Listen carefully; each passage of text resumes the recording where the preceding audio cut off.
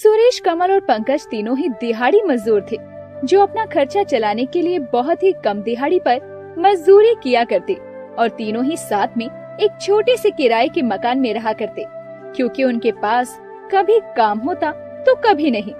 एक रोज कमल और पंकज काम से थके हारे आते हैं तो सुरेश पहले से घर पर होता है। अरे सुरेश, आज तो काम से जल्दी कैसे लौट आया? हाँ, मालिक ने कहा है कि अब उन्हें ज्यादा मजदूरों की जरूरत नहीं है। यानी अब तुझे दूसरा काम ढूंढना पड़ेगा? हाँ, ढूंढना तो पड़ेगा, वरना मेरा खर्च कैसे चलेगा? पता नहीं काम मिलेगा या नहीं। अरे सुरेश, ऐसा क्यों कहता है? मैं अपने ठेकेदार से बात करता हूँ, वो जरूर तुझे कहीं ना कहीं काम पर लगा देगा। हाँ, बस एक दिन के जितने पैसे मिले बिना ना नुकुर किए काम कर लेना तू। हाँ कमल भाई, कुछ नहीं से कुछ पैसे आना तो बेहतर है। तुम लोग हाथ मुंह धो लो, मैं खाना लेकर आता हूँ। आज जल्दी आ गए तो सोचा खाना ही बना लेता हूँ। कुछ ही देर में तीनों खाना खाने के लिए बैठ जाते हैं तो अपनी दाल चावल और प्याज को देखकर मुंह बनाते हुए कमल कहता है, फिर से वही दाल चावल? अरे कोई सब्जी ही बना लेता सुरेश। घर में सब्जी के नाम पर आलू भी नहीं है कमल भाई, और वैसे भी जितनी दिहाड़ी हमें मिलती है ना, उसमें हमें ये दाल चावल ही नसीब हो सकते हैं। सच में ना जाने कैसी किस्मत है हमारी, चिकन मटन खाए हुए तो जैसे एक अरसा बीत गया हो ऐसा लगता है। बस बस, जेब में चिल्लर नहीं और चले चिकन मटन का स्वाद लेने। जो पड़ा है थाली में उसको खा लो, कुछ खाओगे तभी सुबह काम करने की ताकत आएगी। सुरेश की बात को सुनकर वही दाल चावल सब खाने लगते हैं। ऐसे ही एक महीना बीत जाता है। तीनों ही बहुत मेहनत से मजदूरी किया करते। एक रोज उनका मकान मालिक किराया लेने आता है और अगले महीने से बढ़ाकर किराया देने की बात भी करता है। तीनों इस बात के खिलाफ थे तो वो कुछ दिनों में ही कमरा खाली करने को कह देता है। क्या मुसीबत है, अब 2 दिन में कहाँ रहने की जगह ढूंढेंगे हम लोग? ढूंढना तो पड़ेगा, वरना यह मकान मालिक तो हमें 2 दिन बाद यहाँ से निकाल देगा। लगता है आजकल दिन ही खराब चल रहे हैं। पहले काम ढूंढो, अब रहने के लिए जगह। तीनों ही बहुत परेशान हो जाते हैं और अगले दिन सुरेश पंकज के साथ किराए पर कमरा ढूंढने के लिए निकल जाता है। लेकिन कमरों का किराया सुनकर ही उनके पसीने छूटने लगते हैं। शाम को वो एक मटन की दुकान के पास आते हैं। भाई साहब, यहाँ पर कोई किराए पे कमरा है क्या? हाँ बिल्कुल है। परिवार के साथ रहोगे या अकेले?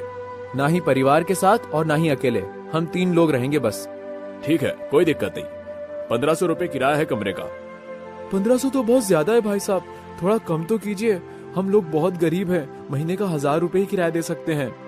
1000 रुपए? अरे इतने में तो अच्छी पैंट शर्ट नहीं आती, और तुमको कमरा चाहिए, वो भी किराए पर? नहीं नहीं, इतने कम में तो नहीं रखना मुझे किराएदार। दोनों ही चिंता में पड़ जाते हैं और उस मटन वाले से बार बार किराया कम करने को कहते हैं। तो करीम सोचते हुए दोनों से कहता है, ठीक है, किराया 1000 ही लूंगा, लेकिन इतना कम किराया दोगे तो रोज मेरी दुकान में साफ सफाई करनी पड़ेगी। बोलो मंजूर है तो कल से रहने आ जाना। क्या कहता है पंकज, हाँ कहो कि ना? हाँ कह दे सुरेश भाई, वैसे भी इतने कम किराए में कमरा नहीं मिलेगा, और बात सफाई की है तो एक दिन मिलकर तीनों कर देंगे ना साफ सफाई। पंकज की सहमति से सुरेश करीम को हाँ कर देता है और दोनों ये बात कमल को बताते हैं। और 2 दिन बाद तीनों करीम मटन वाले के यहाँ किराए पर रहने लगते हैं और रात को तीनों में से कोई भी करीम की मटन की दुकान की सफाई कर दिया करता। बात एक रोज की है जब करीम अगले दिन के लिए ताज़ा मटन लाकर दुकान में रख देता है। चलो सुबह का काम अभी हो गया, सही है, अब कल आराम से उठूंगा। करीम मटन को ढककर वहाँ से निकल जाता है। रात को कमल झाड़ू लेकर करीम की दुकान की सफाई कर रहा था तो सफाई करते हुए उसकी नजर एक बर्तन पर जाती है जिसमें मटन रखा था, जिसे देखकर उसके मन में लालच आता है। तभी वो एक पन्नी में कुछ मटन भरकर ले जाता है और अपने कमरे में आकर दोनों को मटन दिखाता है। अरे ये मटन तू कहाँ से लेकर आया? आज तुझे पूरे महीने के पैसे एक साथ ही मिल गए क्या? हाँ, और मटन खरीदने की क्या जरूरत थी? ये तो बहुत महंगा पड़ा होगा तुझे। चुप करो तुम दोनों। अरे ना ही ये मटन मुझे महंगा पड़ा और ना ही मैंने इसके पैसे दिए हैं। मतलब तुझे ही मटन फोकट में मिला है क्या? ऐसा ही समझ ले, ये मटन मैं करीम की दुकान से लाया हूँ, उसने एक बर्तन में रखा हुआ था। यानी तू मटन चोरी करके लाया है? ये तूने ठीक नहीं किया कमल। अरे इतने सारे मटन में से थोड़ा बहुत अगर गायब भी हो गया तो क्या दिक्कत है? और वैसे भी आज बहुत मन हो रहा है मटन खाने का यार। हाँ, अब तू लेकर आया है तो मेरा भी मन कर रहा है खाने का। अरे लेकिन ये ठीक नहीं है। देख, अगर तुझे नहीं खाना है तो तू मत खाना, लेकिन हम तो आज मटन खाने ही वाले हैं। कुछ ही देर में वो दोनों मिलकर मटन चावल तैयार कर लेते हैं, जिसकी खुशबू उसके आस पड़ोस तक फैल जाती है और उनकी पड़ोसन एक औरत से कहती है, सुनीता, ये खुशबू तो मटन की जान पड़ती है। अरे हाँ, सही कह रही हो मालती बहन, लगता है किसी के घर पर मटन की दावत चल रही है। अरे दावत से याद आया, करीम भाई के घर पर 3 मजदूर किराए पर आए हैं, जरा उन्हें खाना दे आओ। बेचारे मोहल्ले में नए हैं, पता नहीं खुद से बना भी पाते होंगे कि नहीं। अरे क्या बात है मालती, तुम किसी के बारे में इतना कैसे सोचने लगी? अरे तुम्हें तो कुछ बताना ही बेकार है। मालती अपने घर से खाना लेकर करीम के घर पहुंचती है तो देखती है कि तीनों मजदूर मटन खा रहे थे। अच्छा, तो यहाँ चल रही है मटन की दावत, क्या बात है। आज तुम में से जरूर किसी का जन्मदिन होगा। जन्मदिन? हाँ, जन्मदिन है तभी तो मटन खा रहे हैं, वरना तो हम गरीब दाल रोटी में ही खुश रहते हैं। वैसे आप यहाँ अचानक कैसे? अरे वो मैंने सोचा कि तुम तीनों को खाने की जरूरत होगी तो खाना ले आई थी, पर यहाँ तो पहले से ही मटन की दावत चल रही है। कोई बात नहीं, हम आपका लाया हुआ खाना भी खा लेंगे, आपने इतनी प्यार से बनाया होगा। लाइए मुझे दीजिए।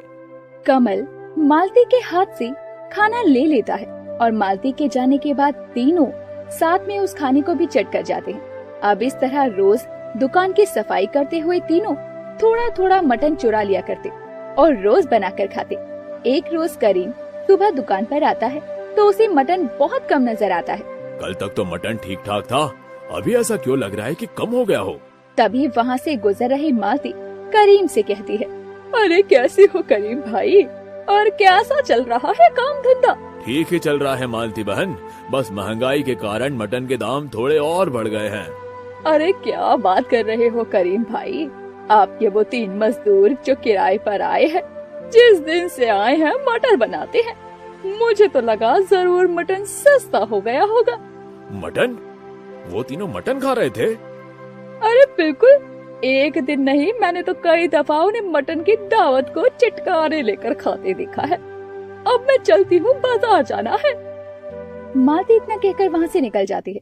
उसके कहने पर करीम को शक होने लगता है। रात को सुरेश उसकी दुकान की सफाई करके रोज की तरह एक पन्नी में मटर लेकर बाहर निकल रहा था। तभी दुकान के बाहर करीम उसे पकड़ लेता है। करीम भाई, आप यहाँ? हाँ, मैं तो गरीब मजदूर मटन खा रहे हैं, वो भी मेरी दुकान से चोरी करके। करीम भाई, वो ऐसा नहीं है, वो तो मैं वो रंगे हाथों पकड़े जाने पर सुरेश के पसीने छूटते हैं। उसी समय वहाँ पर कमल और पंकज आ जाते हैं तो पूरे मोहल्ले के सामने करीम उन तीनों की बहुत बेइज्जती करता है। एक तो कम किराए पर इन जैसों को कमरा दिया, लेकिन ये तो मेरा मटन चुरा कर ही अपने खाने का जुगाड़ करने लगे। ना जाने कैसे बेशर्म लोग हैं। अरे हाय दैया, तभी मैं कहूँ कि ये गरीब मजदूर आखिर रोज रोज मटन खाते कहाँ से है।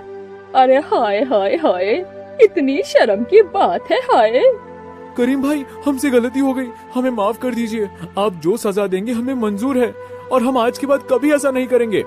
करोगे तो जब तुम यहाँ रहोगे। अभी के अभी अपना बोरिया बिस्तर समेट और निकलो मेरे घर से। तीनों ही हाथ जोड़कर करीम को उन्हें घर से ना निकालने के लिए कहते हैं, लेकिन करीम गुस्से में उनकी एक नहीं सुनता और तीनों रात के समय ही अपना सामान लेकर सड़क पर आ जाते हैं और अपने किए पर उन्हें बहुत पछतावा होता है।